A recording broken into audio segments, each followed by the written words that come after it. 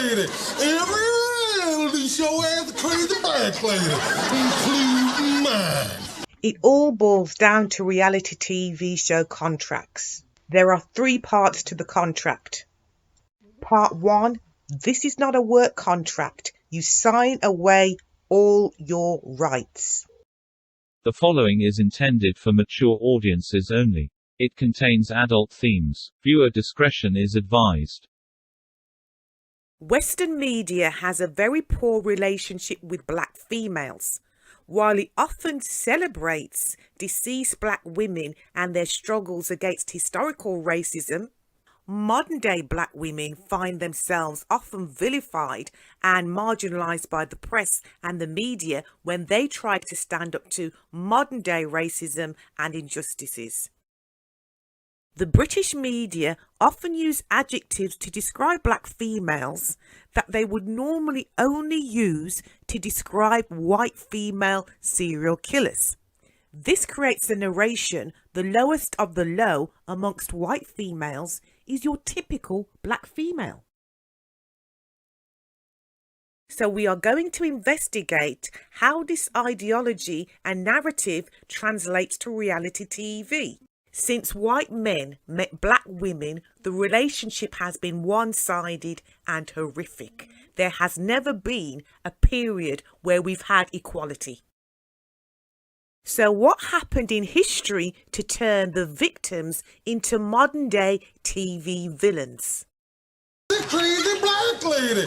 Every reality show has a crazy black lady, including mine.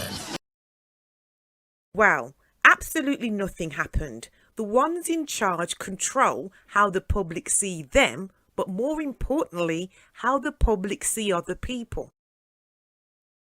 White privilege doesn't mean that you have lots of money. It means that you have unchecked power to create the narrative for somebody else, as if you were their appointee, and people will take what you say to be true.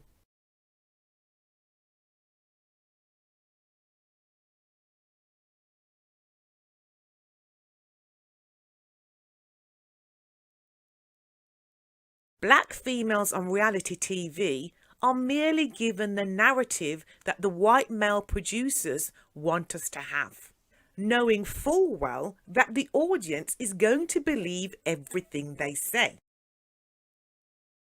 And how the Sam Hill do you expect to have a discussion if all points of view are not taken into consideration? Contrary to what people who control the narration in the 21st century want you to believe, there has never been an apology to black women. And because there was never any formal apology, the reasons behind slavery were never addressed. So how the media and entertainment dealt with us was through ridicule. While the Alabama mammy plays bridge all night, way down south in Dixie, swinging low, sweet chariot. Come on, come on, come on, carry me home. Early media and entertainment found it much easier to ridicule black women than chastise them for not having a sense of humour than to address real serious problems. You don't have to apologise to something if it's not human. So it was just easier for the entertainment industry and the media to view black women as not being human. So no guilt, no apology. Just hold on and suck in. Mammy, here's for Scarlet's Vickles. You can take that all back to the kitchen. I won't need to buy it. Oh, yes, you is. You's going to eat every mouthful of this. Oh, I'm not. These portrayals are more insidious than you think. Firstly, you do not know anything about the black females apart from their slaves, and they're happy to serve very selfish white people. Secondly, it's media and entertainment telling the world we can coexist, but only under these circumstances. Never equals. One superior, one inferior. So what about life now and my relationship with white males in the UK?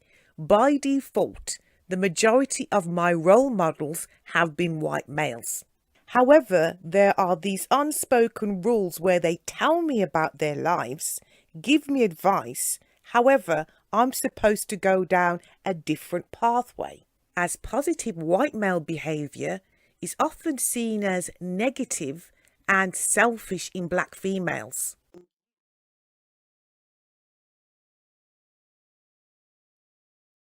The UK media still do not see black females as humans in their own right, they are still appendages. Be sassy. Give opinions. But don't make decisions of any significant importance. Put others before yourself and live for their approval. That's not bad, but you gotta put some sass on it on the road. Oh, damn! I ain't having it. The UK media is hypocritical because while they preach equality, they still want black women to be self-imposed slaves. And the more you deviate from that mammy image, the more they will dislike you. Ma'am? Ma'am? Did I hear you say ma'am? Oh, no. We can't have that in this household. Now, from now on, I want you to call her Carol and me Maud. Now, what shall we call you? Mrs. Evans.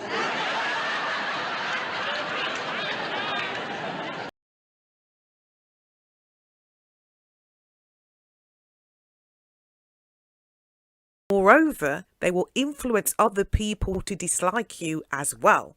So again, engineering what a black woman should actually be. If you were from another planet and you watched UK reality TV, you would truly believe there was a time in history where black women totally terrorized the whole country. The narrative that white male producers and some female producers give black women is solely out of spite. Because you can't dominate that person, because you can't control their narrative in everyday life, you are going to control it on the screen. Exploitation of the most vulnerable.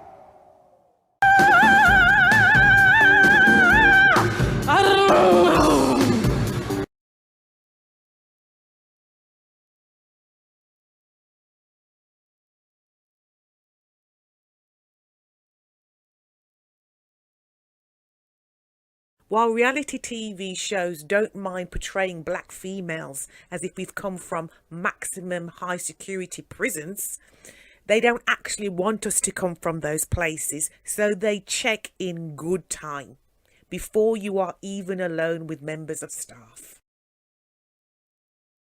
I can't do this all by myself, so I clearly need some help. Made a lot of wild accusations about you, about your operation.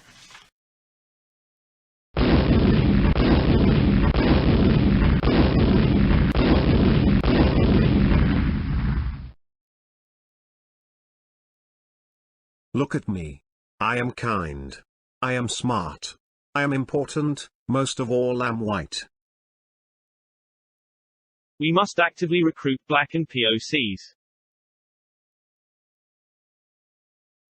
Let's not actively recruit black females in mainstream media production. It is a courtesy invite only. If they turn up, they can go whistle. UK reality TV production teams tend to be dozens of white women and a few powerful white men. Experience on a reality TV show.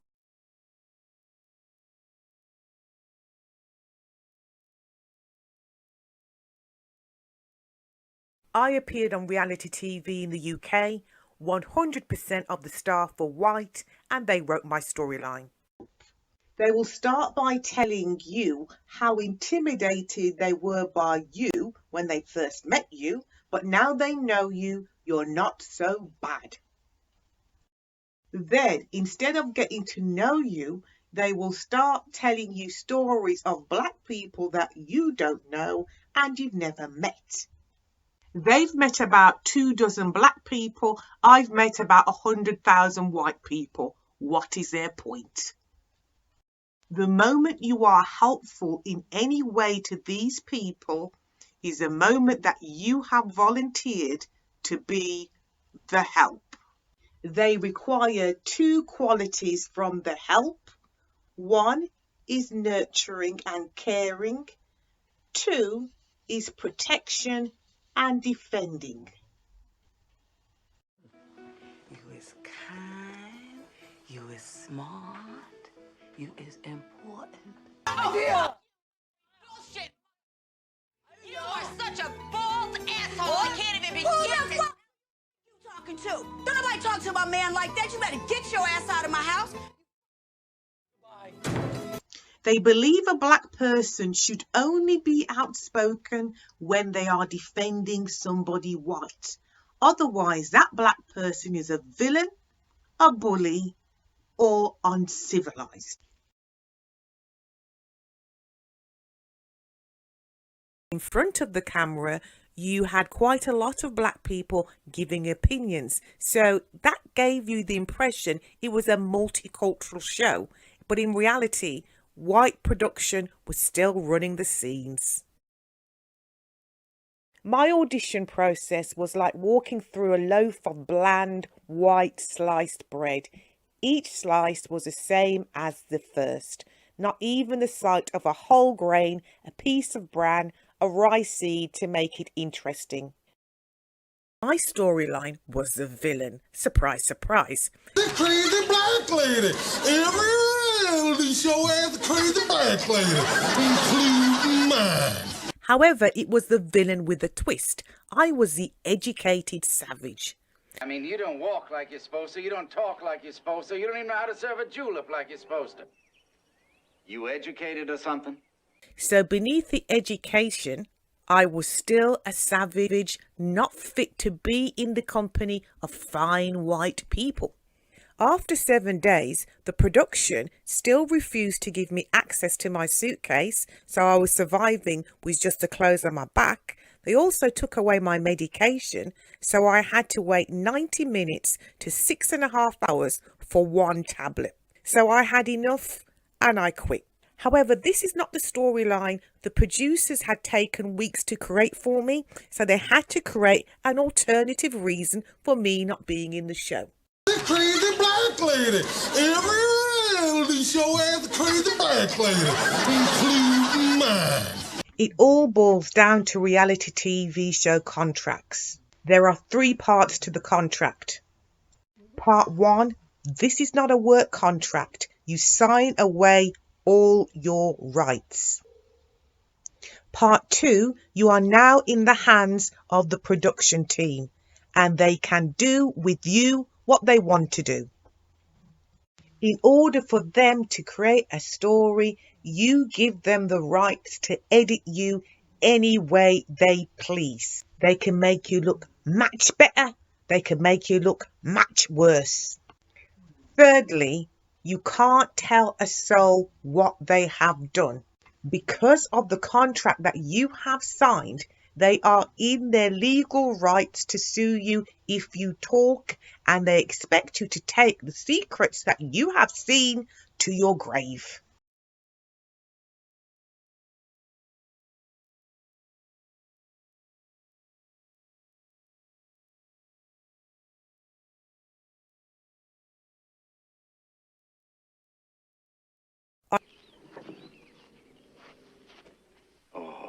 Rawkins won't like that. That's no way to serve a julep. It's too fast. Julep, sir. Master Rawkins, sir. All frosty and minty. Yeah, yeah, yeah. If I had asked to leave after getting a secret message, they would have happily shown you that video. However, it doesn't exist. What does exist is me asking to leave over my suitcase, my medication and Shabazz. And that's an hour-long video. So instead of showing you what occurred because they couldn't, they had to tell people what occurred. Once the camera stopped rolling, the very first thing they spoke about was Shabazzi's mental health. She asked to leave after she had a message. I can't show you the video. Even though I say we film everything, just accept it as the truth. The crazy black lady.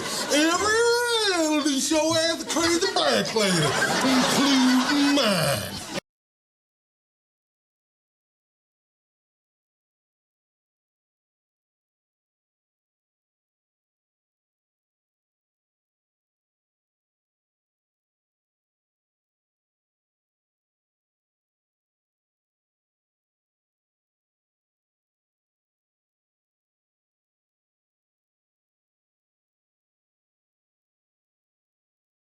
I did manage to get an edited video of myself asking to leave, and I sent it to a few members of the press.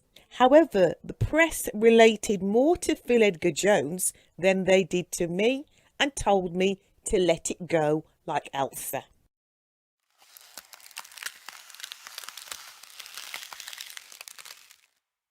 Some members of the media even tried to suggest that being a villain made you more interesting, when in fact being a villain and being black made you more hated.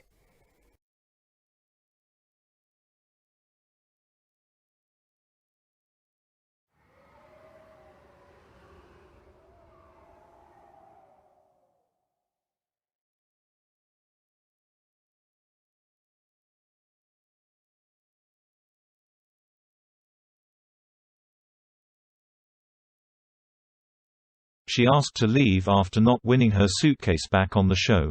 She remained on set and at Elstree for a further 20+ hours as we were making arrangements for her departure. In the Big Brother contract it states if you ask to leave early it can take up to 24 hours before it may be possible to do so. We did not detain her. It was her contractual obligation. The crazy black lady. Every reality show has a crazy black lady, including mine. What disturbed me as a black female and made me give up on British media was the eagerness and the readiness to lynch me based on the words of white people. That showed me we haven't got very far, because there was not two sides to the story. There was only one side, which was a white side.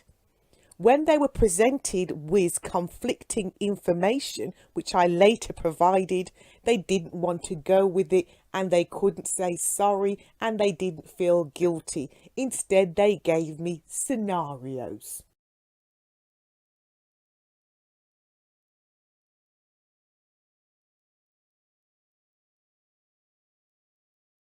So while they professed they weren't racist, they were judging my experience not as a human, but as a black female. So anything better than slavery was good treatment. A lot of media people believe they have a free pass to hate black women, because if we were in Africa, we would be dead or dying. So being in the UK is a privilege for us, and no matter what they do to us, it can't be worse than death. This means while I can be hated for wrongdoings or perceived wrongdoings, other people are not held accountable if they treat me badly, because somewhere in the world I would have a worse time. From my experience with British media, including the Big Brother production team, I realise that they don't say sorry to black women. Instead, they give us scenarios where things could be much worse for us, so we should be grateful for any interaction we have with them.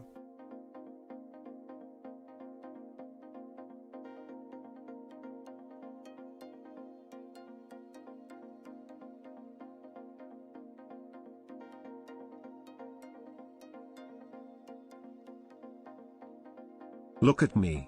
I am kind. I am smart. I am important, most of all I'm white. Broadcasters and producers have used their platform to make the public believe their behavior is normal, ethical and acceptable.